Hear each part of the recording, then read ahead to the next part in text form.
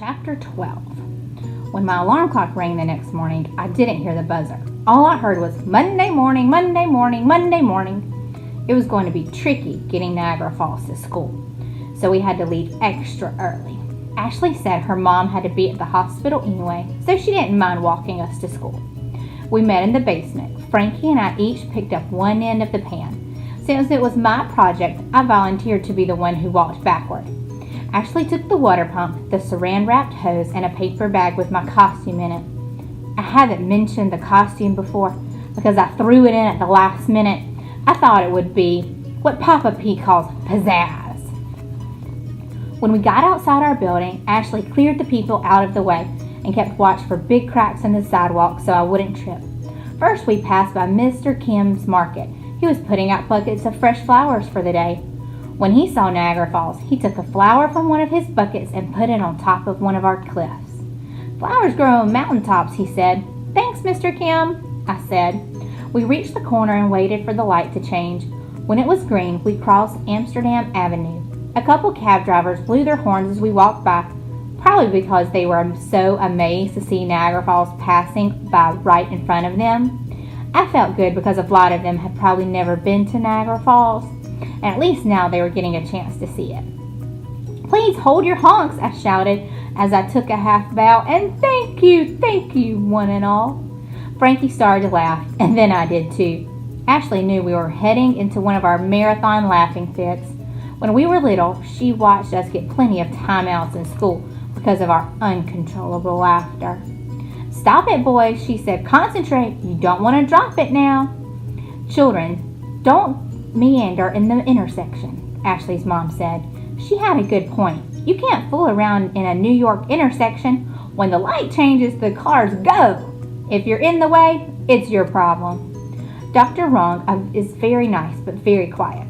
Ashley says she doesn't talk much because of the most people she's around all day are asleep. She's a surgeon. We made it to the school crosswalk without falling, tipping, or dropping the project. We only had a few more steps to go, but there were tricky ones. There were a couple big potholes in front of our school.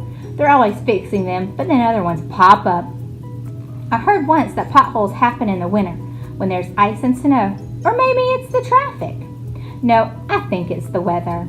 When Emily was in kindergarten, I told her they were dragon footprints. Of course, it didn't scare her because, as we all know, she likes reptiles. Our school is 3 stories high. On the street side of the building, the bricks are covered with a big mural painted by some local New York artist. It shows a lot of happy kids with open books, sitting and reading happily under a rainbow. They sure didn't use me as a model. When the traffic was clear, Mr. Baker, the crossing guard, took us across the street. "That's a mighty fine-looking mountain you got there," he said to us. "It's Niagara Falls, sir," I said. "Well, it's a mighty fine-looking Niagara Falls."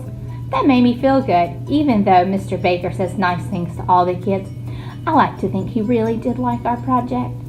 Finally, we reached the main door of PS 87. There were kids swarming all around the school, and we had to be careful not to get crunched. We were attracting a lot of attention. "Keep your distance," I said to a bunch of first graders who were hovering around us. Important 4th grade business coming through. Ashley held the door open for us, and we backed into the hall.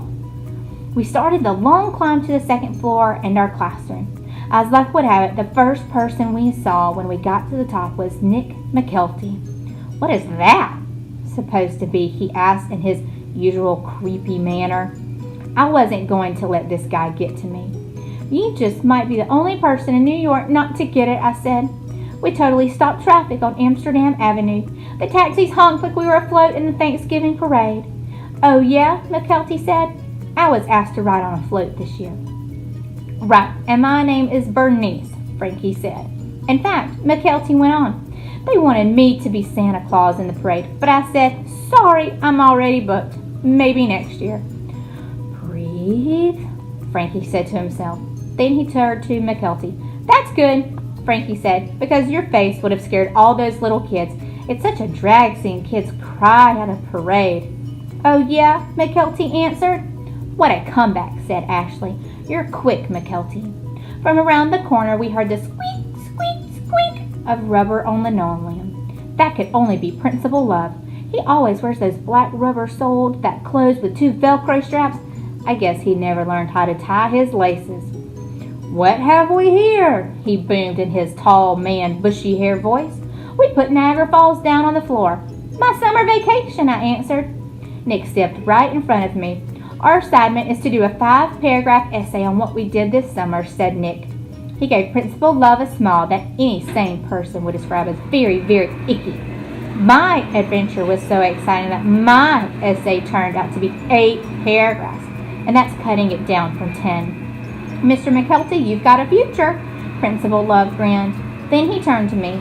And as for you, Mr. Zipper, don't be late for class. He squeaked off down the hall. McKelty ran after him, continuing to blab in his ear, proudly telling him how much he happens to love his Velcro straps on shoes. Don't be late, I muttered under my breath. Where does he think I'm going? To the cafeteria for a big breakfast? Forget him, said Ashley. You've got to keep your mind on what you're doing here. I could still see McKelty walking down the hallway, talking to Principal Love like he was his best friend. Then I saw something truly disgusting. I don't believe it, I said. McKelty's putting his arm around him. The McKelty factor strikes again.